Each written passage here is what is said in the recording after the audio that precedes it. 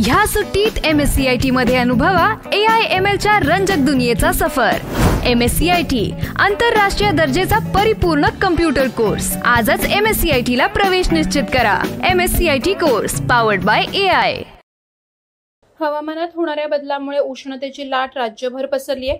तापमानाने 40 डिग्रीच्या वर पातळी गाठली आहे। यामुळे वाहनांना आगी लागण्याच्या घटना वारंवार घडत आहेत। अपघाताच्या मालिका सुरू असलेल्या मुंबई पुणे एक्सप्रेस वे वर देखील अशीच एक भयान दुर्घटना घडली आहे।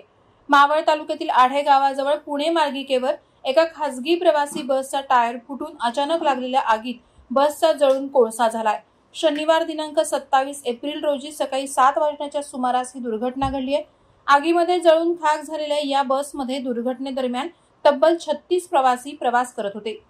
प्रसंगावधान राखत सर्व प्रवासी आणि चालक हे वेळीच बसमधून बाहेर पडल्याने मोठी जीवितहानी टळली आहे। एक्सप्रेस वेच्या वरून गावांना जोडणाऱ्या पुलाखालीच ही घटना घडल्याने पुलावर काही काळ धुराचे प्रचंड लोट उसळले होते। ही बस पुण्याच्या दिशेने जात असताना टायर फुटला आणि त्यानंतर शॉर्ट सर्किट झाल्याने बसला आग लागली।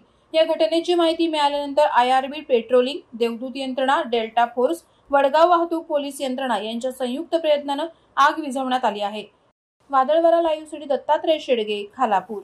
नवी मुंबई व रायगड जिल्ह्यातील ताज्या बातम्या आणि घडामोडींसाठी सबस्क्राइब करा वादळवारा लाईव्ह चॅनल आणि दाबा बेल आयकॉन।